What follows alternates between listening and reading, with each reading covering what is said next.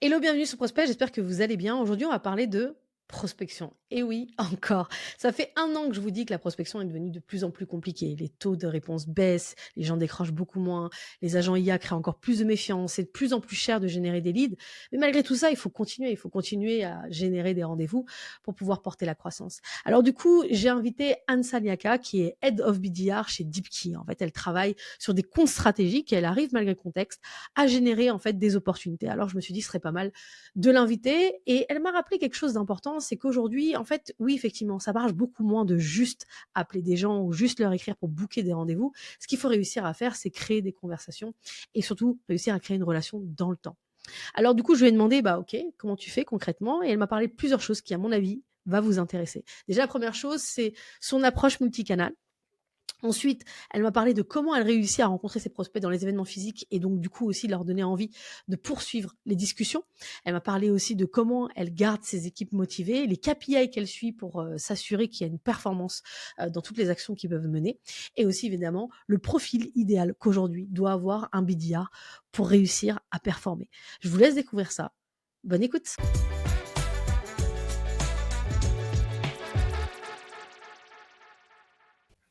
Hello Ansa, comment tu vas? Oui, ça va très bien, merci beaucoup et toi?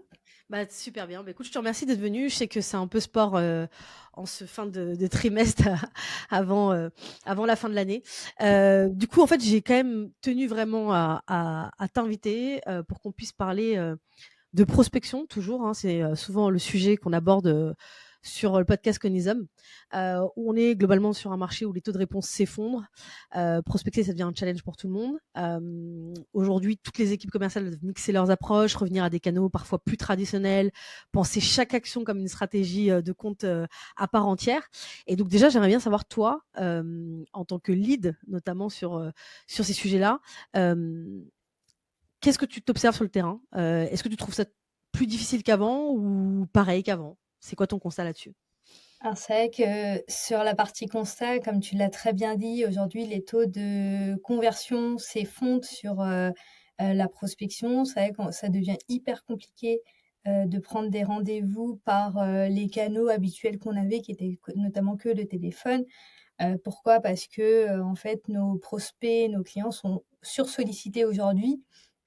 De manière générale avec, l'arrivée de l'AI, ben, on se rend compte qu'on reçoit des appels téléphoniques, de d'agents AI et c'est vrai que nos prospects, bah, pensant que, quand on les appelle et qu'on les prospecte, ils pensent vraiment que c'est des agents IA. Or en fait, non, ce sont de vraies personnes comme nous qui appellent et c'est là où, en fait, la stratégie de multi-outreach, fonctionne bien. Donc l'idée, c'est vraiment d'arriver à, avoir et construire une relation, avec son prospect. L'époque de, je prends mon téléphone, j'appelle et le rendez-vous est décroché est malheureusement révolue. L'idée, c'est vraiment de construire une relation, vachement long terme avec nos prospects, Ok, donc leur toi pour toi, apporter de la valeur. en fait, aujourd'hui, même le fait de continuer à approcher ses prospects, le rêve d'être dans le mode genre, voilà, tu vas choper des rendez-vous avec telle ou telle action, pour toi, c'est beaucoup plus compliqué, certes, mais que du coup, en fait, c'est un doux rêve parce qu'en fait, c'est pratiquement impossible. Et l'objectif, c'est plutôt de déclencher effectivement des débuts de conversation, de début d'intérêt avant de pouvoir atteindre le rendez-vous. C'est un peu ça ce que tu dis. Exactement. Aujourd'hui, c'est vrai que ce qu'on se rend compte, c'est qu'on n'est plus là pour prendre un rendez-vous pour prendre rendez-vous. On est là vraiment pour commencer, un début de conversation avec nos prospects en leur apportant de la valeur. De la valeur sur à la fois ce qu'on vend, ce qu'on propose, mais également nos prospects veulent voir des personnes en face d'eux, des experts métiers. Des experts métiers par exemple, nous, chez Deepkey, on fait, tous les, directeurs immobiliers, par exemple. Du coup, l'idée, c'est d'avoir une connaissance à la fois sur, bah, le métier, immobilier, les tendances du marché, mais également de leur apporter quelque chose. En fait, on est là pour plus teaser la conversation qui aura lieu lors d'un discovery meeting. Ok.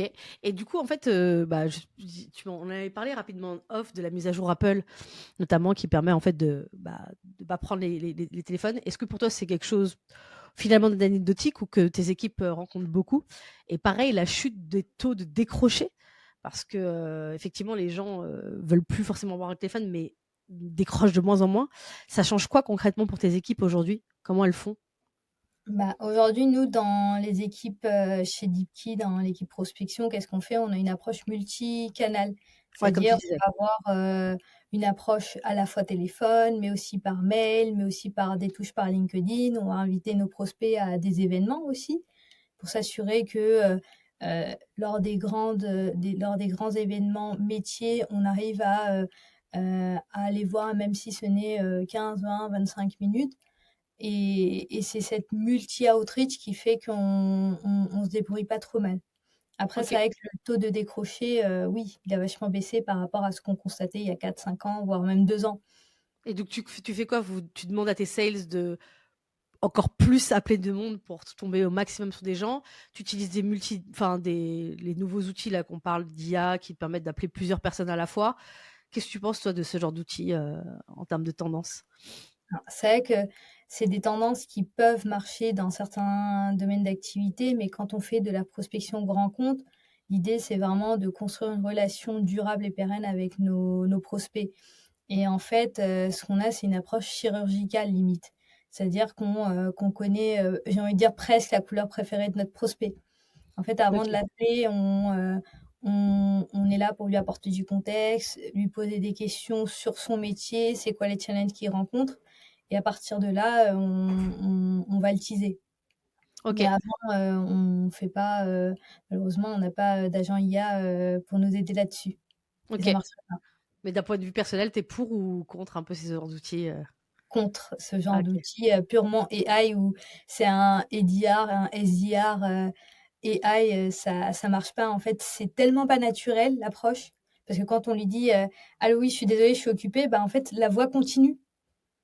Ah d'accord, OK, OK, ouais, du coup, ça fait téléphoner, les gens comprennent pas et ça crée, alors que même effectivement, ce que tu là où tu as raison, c'est que même déjà à l'oral, quand tu as une personne de manière très naturelle, parfois il y a des débuts de friction où la personne t'entend pas bien ou parce que tu as fourché un mot, donc déjà ça crée de la friction.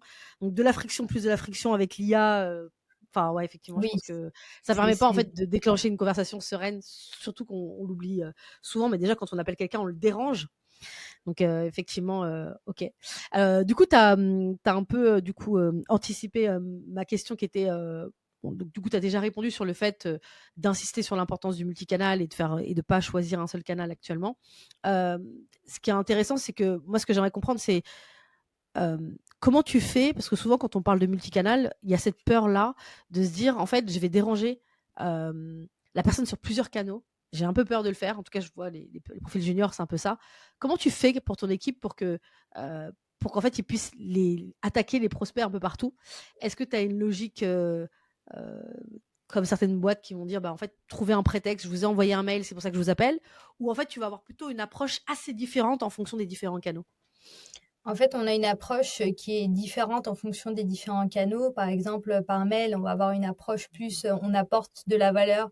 Je donne quelque chose à mon prospect. Au téléphone, c'est plus une approche beaucoup plus naturelle, personnelle et c'est-à-dire construire un début de relation avec un prospect. Parce qu'en fait, on est sur de la prospection grand compte et en fait, on arrive on peut enfin, c'est plus difficile de prendre un rendez-vous au 1er appel. En fait, ça nous prend du temps de construire de la relation avec le prospect et sur LinkedIn, l'idée, c'est d'avoir pareil une approche, très, «Est-ce que vous êtes ouvert, pour, qu'on se parle 15 minutes?» OK, donc c'est plus avoir une relation, enfin, peut-être plus des conversations téléphone, LinkedIn et par l'email plus de l'apport de contenu et cetera. Tu parlais Exact. justement du fait que vous faisiez des événements, donc je sais qu'en off, tu me disais que, hem, parfois, bah, en fait, dans une situation comme ça, des canaux traditionnels qu'on avait mis un peu de côté ou en tout cas parce que ça coûtait aussi également de l'argent en termes de temps, mais aussi également en termes de financiers, hein, tout simplement quand on veut commencer à faire des salons un peu importants, notamment, pour ceux qui en font. Hem, Tu disais pour vous, c'est devenu un vrai levier, tu en as rapidement parlé. Comment vous préparez vos événements pour que ça maximise les rencontres? Parce qu'on peut aussi avoir le truc où on va faire des événements pour rencontrer du monde, à la fin, on rencontre pas vraiment les gens, on n'a pas de conversation intéressante et on revient un peu bredouille, quoi. D'accord. Bah, c'est vrai que sur la partie événements, qu'est-ce qu'on fait? C'est, on a des événements de l'industrie immobilière qu'on a, un peu partout en Europe sur des segments très spécialisés et à partir de là, on va inviter, nos prospects clés, qui vont aller là-bas. L'idée, c'est vraiment d'avoir, des échanges avec, surtout des decision makers, c'est-à-dire les décisionnaires. Et l'idée, c'est, prendre avec eux 15-20 minutes, soit autour de notre stand, soit autour d'un café pour, qu'ils arrivent à mettre à la fois un visage, sur notre nom, mais également, continuer à construire une relation. L'idée, c'est pas, je sélectionne cette personne-là parce que j'ai envie de la voir, non. C'est en fait, on a, déjà une liste de clients et de prospects qu'on veut absolument voir. On regarde s'ils sont présents ou pas et après on les invite. Et tu prépares ça combien de temps un peu à l'avance pour leur écrire généralement, c'est quelque chose qui se fait un peu rapidement ou en fait, tu prends vraiment le temps de sélectionner en fait l'année prochaine. Par exemple, là déjà, peut-être que tu as déjà une idée de l'année prochaine, quels sont les événements auxquels tu vas renouveler, ceux où tu vas aller. Et du coup, c'est quoi, c'est 2 mois ou c'est une semaine avant l'événement que tu envoies un petit touch point?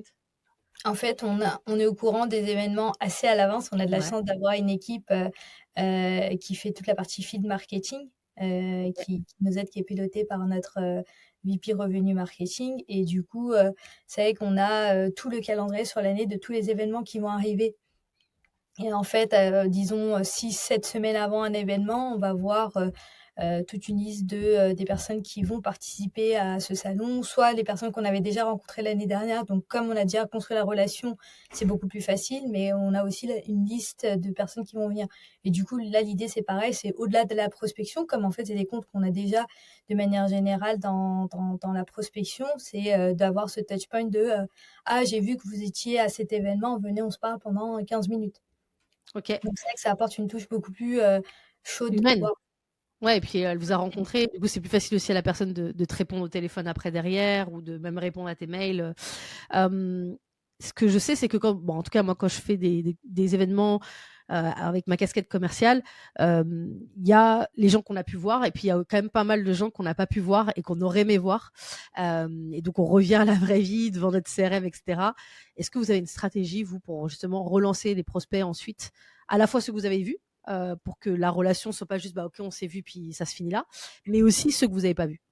exactement. En fait, ce qu'on a, c'est, toutes les personnes qu'on a rencontrées. Là, on essaye de faire le follow-up très rapidement. En fait, moi, ce que je dis à mon équipe, c'est, moins de 48 heures après, il faut absolument qu'on soit dans la tête de nos prospects. Le follow-up, c'est hyper important tant qu'il faut en fait, on dit toujours: «Il faut battre tant que le fer est chaud».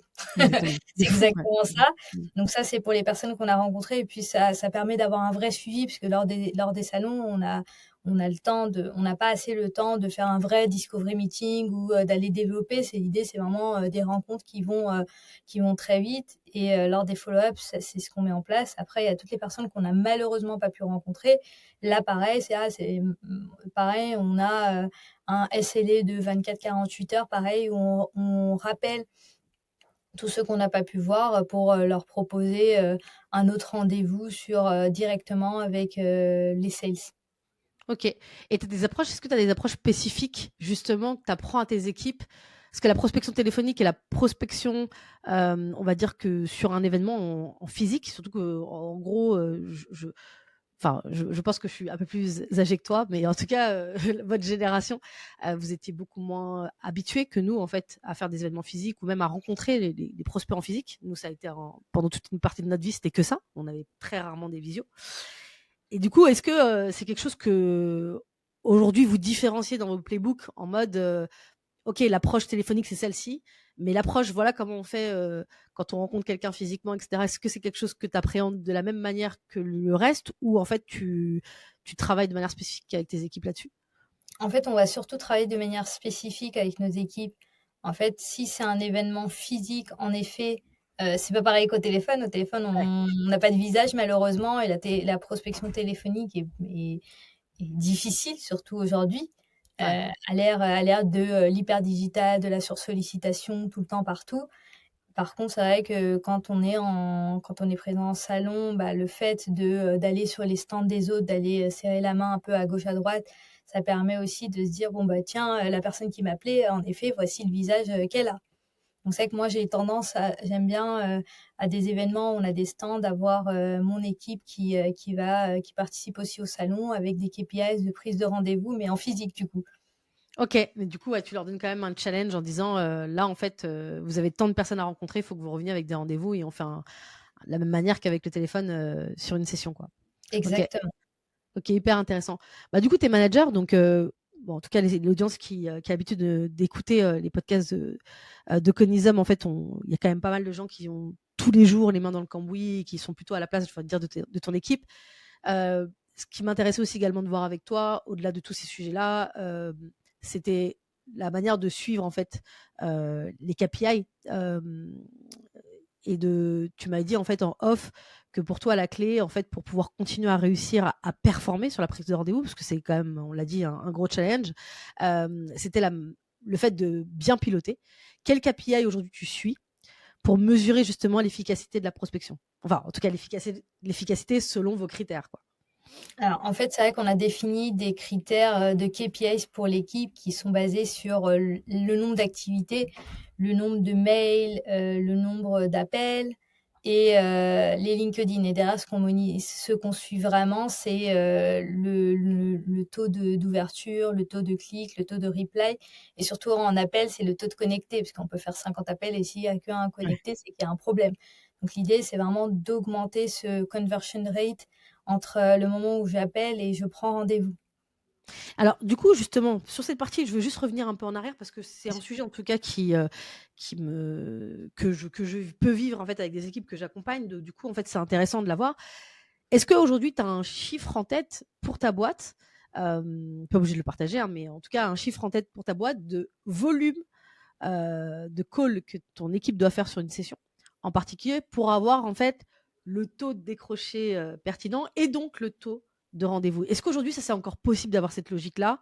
Ou en fait, avec tous les éléments que tu m'as partagé tout à l'heure, le fait que c'est plus difficile, OK, en fait, c'est beaucoup plus difficile d'avoir une logique prédictible et donc du coup, le seul objectif, c'est de faire, quoi? En fait, on a une logique qui est aussi bien évidemment prédictive, c'est on se dit qu'environ il faut faire, 30 appels pour arriver à, 30 de décrochés, typiquement, OK, d'accord. Bah, du coup, tu fais partie par jour. oh, par jour, d'accord, OK. Bah, tu fais partie des chanceux parce que, c'est rare les secteurs où il y a 30 de décrochés donc voilà. Mais du coup, c'est-à-dire, ouais, 30 calls pour 30 de décrochés et pour avoir X rendez-vous après derrière, ça c'est quelque chose, Exactement. enfin voilà. OK. Est-ce que tu as réussi ou tu réussis toujours à faire en sorte que ton équipe reste, en fait, sur ce chiffre-là? C'est quoi tes moyens pour qu'ils restent là-dessus? Je te dis ça parce qu'en fait, on a le sentiment parfois que, bah, en fait, ça va aller très fort. Même parfois, les sales peuvent aller un peu au-dessus, faire 40 rendez-vous, enfin 40 calls, pardon, alors que 40 rendez-vous, ce serait beaucoup, mais 40 Ça serait calls, trop beau. ce serait magnifique. 40 calls, et puis après, bon, on en a 30, et puis après, on en a 25, et puis après, on en a 20, puis après, voilà. Comment tu fais justement pour faire en sorte que le chiffre soit toujours le même et qu'on ait cette constance-là d'input pour avoir en fait les outputs attendus, quoi? Bah, c'est vrai que nous, en fait, on a tellement une approche multicanale que, on s'appuie pas que seulement sur le téléphone. En OK. effet, c'est vrai que l'idée, c'est d'avoir 30 appels par jour par personne, mais c'est vrai que comme tu l'as dit, il y a des moments où d'affût où il y aura beaucoup plus d'appels et d'autres moments un peu plus calmes où, le volume sera moins élevé parce qu'en fait, on est en train de faire des follow-up. Par exemple, typiquement, dès qu'il y a un événement ou, dès que je suis avec un prospect, une fois que la machine est lancée, à un moment donné, c'est vraiment du follow-up. Donc c'est vrai que ça varie un peu, mais sur l'activité, c'est-à-dire appel, LinkedIn et mail, on arrive à rester au même niveau.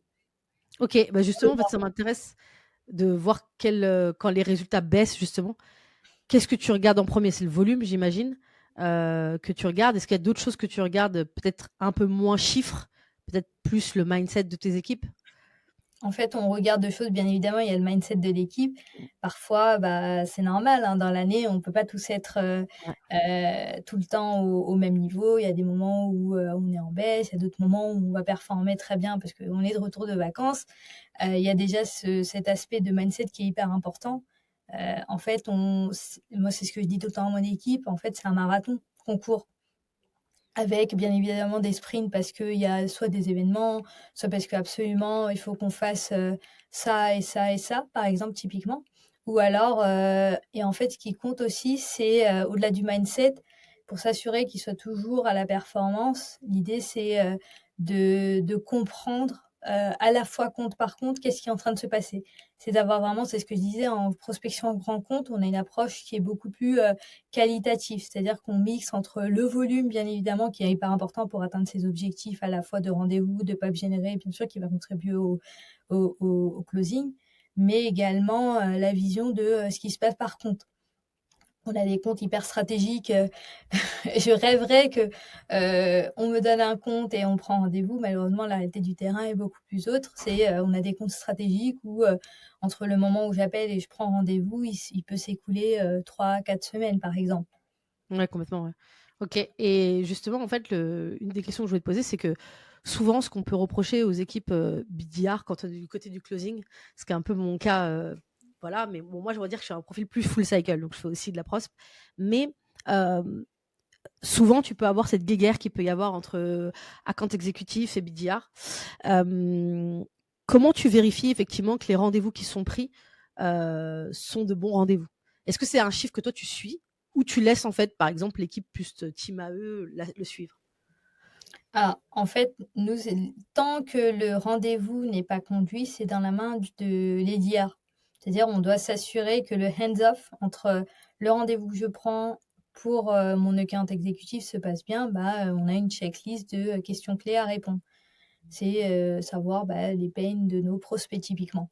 Et ensuite, une fois que le rendez-vous a eu lieu, le fameux discovery meeting, bah, c'est le account exécutif qui, bien sûr, en fonction du respect de notre playbook, de notre sales playbook, bah, s'assure que est-ce que c'est vraiment une opportunité que je vais travailler, je le laisse en discovery ou alors je reject.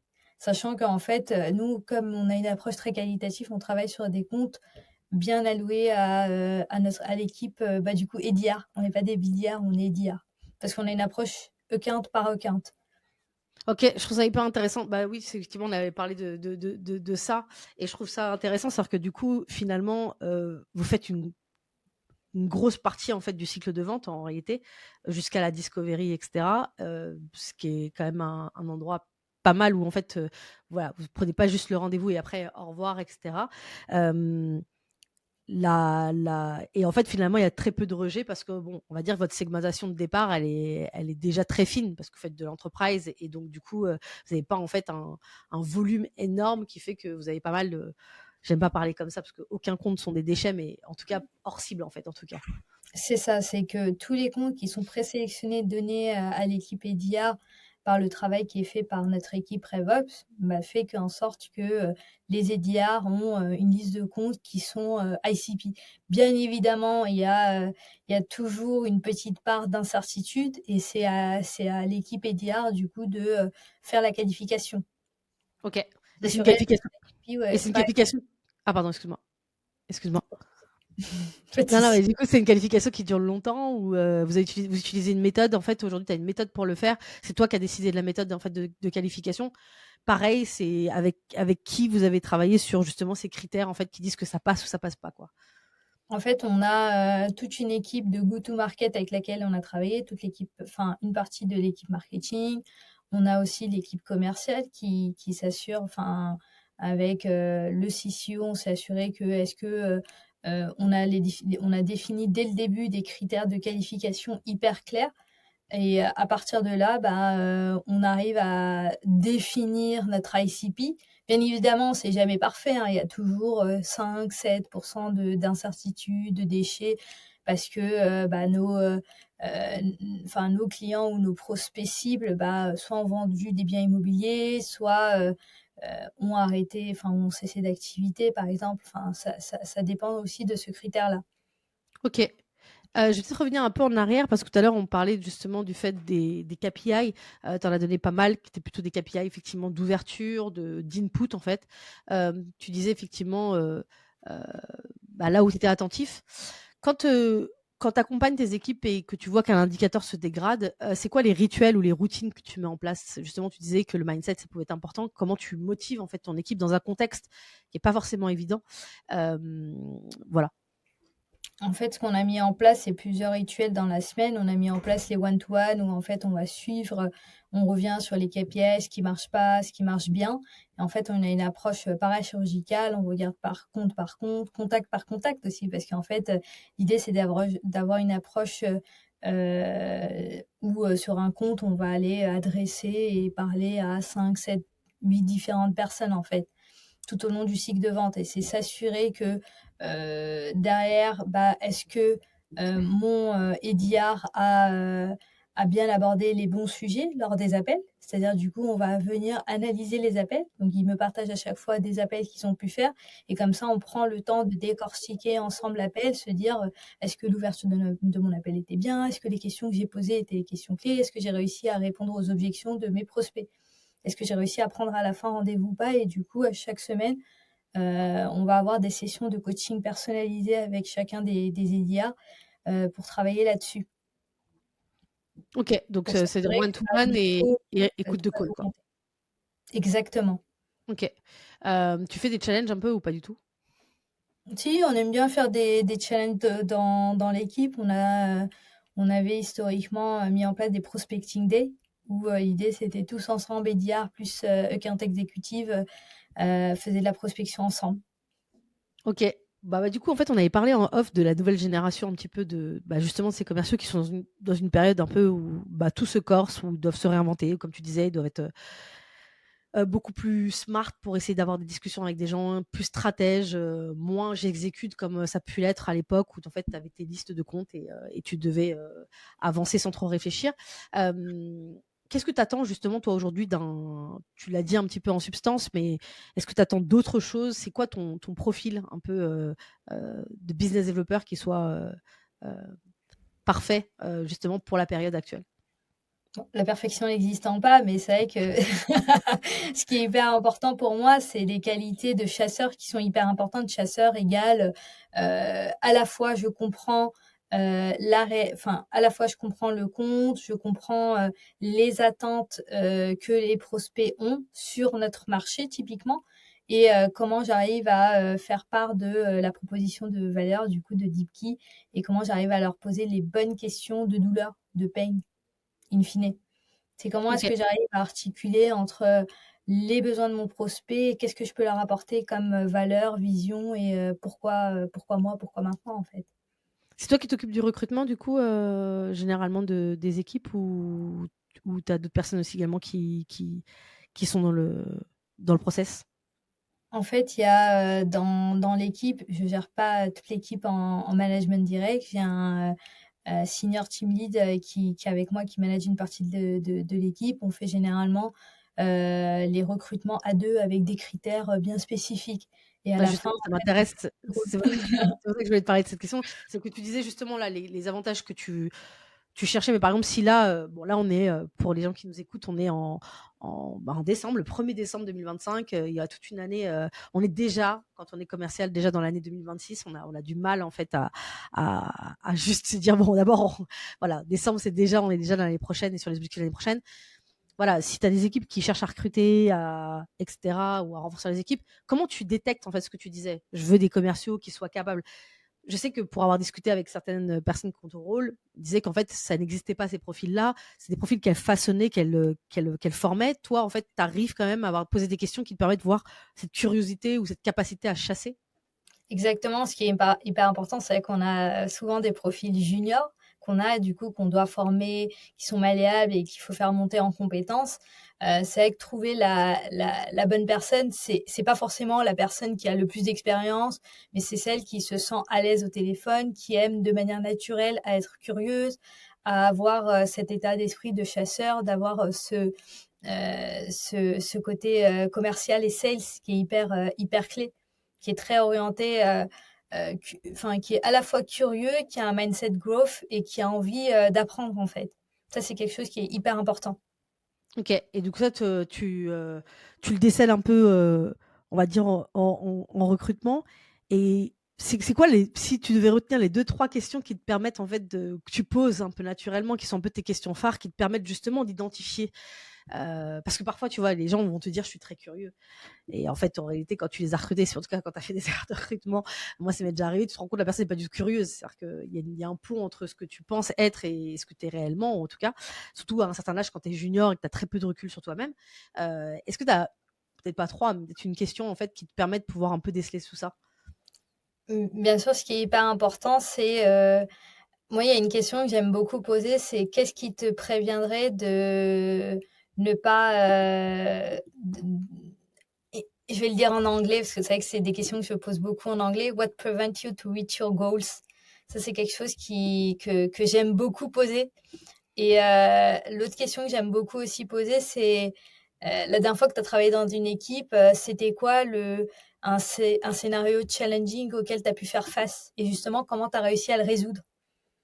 Ok, cool. Ça, Et c'est du les coup, 2 questions phares que j'adore poser. Et comme ça ok. permet de comprendre le mindset de la personne. Est-ce qu'en situation de difficulté, parce que au final, en fait, un SDR, BDR, SDR, toute la journée, il va passer, sa journée en prospection et s'essuyer malheureusement des non. Et du coup, bah, l'idée, c'est comment est-ce qu'il arrive à surpasser ces difficultés? Ok, nickel. Alors, on va faire vite, parce qu'on arrive à la fin de cet épisode. Cet épisode va être court cette fois parce que tu as un rendez-vous très important derrière et Mmh. c'est tellement difficile de générer des opportunités qu'on va pas t'en faire perdre. Mais du coup, la dernière question que je voulais te poser, c'est qu'en off, on avait parlé du fait que aujourd'hui vous construisez, tu l'as dit tout à l'heure, une stratégie compte par compte et donc du coup, multithreading avec 7-8 personnes que vous essayez d'aller chercher, donc avec j'imagine des champions, des users, des sponsors, en fait toutes ces personnes en interne qui vous permettent d'avancer dans un compte. Est-ce que ça veut dire qu'aujourd'hui, le métier, alors tout le monde l'appelle BDR, vous l'appelez différemment, vous avez une approche différente, etc. Mais en tout cas, tous ceux qui vont générer des rendez-vous, peu importe comment vous l'appelez, etc. Est-ce qu'on n'évoluerait pas plutôt sur quelque chose de plus stratégique et analytique? Est-ce qu'il faut, du coup, par rapport à ce que tu disais tout à l'heure sur le côté chasse, aussi repenser le recrutement et la formation d'équipe, surtout la formation des équipes, dans le sens où, en fait, aujourd'hui, en fait, c'est limite. Évidemment, il y a la question de chasse où on va chercher plusieurs personnes, plusieurs informations, mais il y a aussi une dimension très stratégique qui n'était pas forcément avant, qui était plutôt un travail de sprint, quoi. C'est ça, c'est aujourd'hui ce qui est hyper important, c'est ce mélange de ces 2 options. C'est un métier qui est devenu très stratégique parce que sans rendez-vous, pas de rendez-vous, qui vont être effectués, pas de pipeline qui va générer, du coup pas de closing. Donc en fait, on est sur un métier très stratégique et c'est vrai que c'est dès le début comment est-ce que j'arrive à construire une relation stratégique avec, les décisionnaires. C'est-à-dire ça peut être le champion, l'influenceur, le decision maker, le coach. L'idée, c'est de faire ce maillage des personnes clés au sein des entreprises. Et l'époque de j'ai une liste de comptes, j'appelle à la chaîne, ça n'existe plus. L'idée, c'est qu'est-ce que j'apporte durant ma prospection au téléphone, par LinkedIn, par mail à mon prospect. Quelle est la valeur que je lui apporte pour Et, t'as derrière pu- teaser.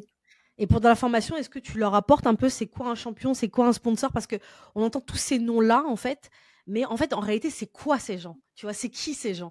Quelles sont les caractéristiques d'un vrai champion? On se rend compte qu'il y a des pipelines parfois qui stagnent, qui sont pas en très bonne santé parce qu'au final, il y a aucun vrai champion en fait dans le pipeline. Et en même temps, on se dit, ok, on dit champion, c'est pas quelqu'un qui est juste intéressé par discuter. Donc, comment tu fais pour que justement, en fait, très vite, ils captent en fait à qui j'ai affaire dans un rendez-vous et qu'ils soient capables de bien mapper leur compte? En fait, pour bien mapper notre compte, on a ce qu'on appelle nous les personas. On a défini des personas avec c'est quel est le type de profil, qu'est-ce qu'ils font au quotidien et c'est quoi leur challenge au quotidien. Et du coup, à partir de ce travail qui a été fait par l'équipe marketing, ça nous permet de très vite déceler les différents décisionnaires par persona et par métier. Ok, donc tu es vraiment dans une approche très jobs to be done, c'est quoi leur métier, c'est quoi leurs problématiques qu'ils ont, et donc du coup, en fait, on va avoir des discussions un peu high level avec ces personnes-là. Ok, Exactement. bah écoute, en tout cas, merci d'avoir pris le temps parce que je sais qu'on est à la fin de l'année et que c'est pas facile.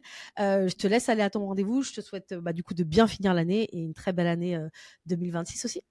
Merci beaucoup. Merci Anza, à bientôt. À bientôt.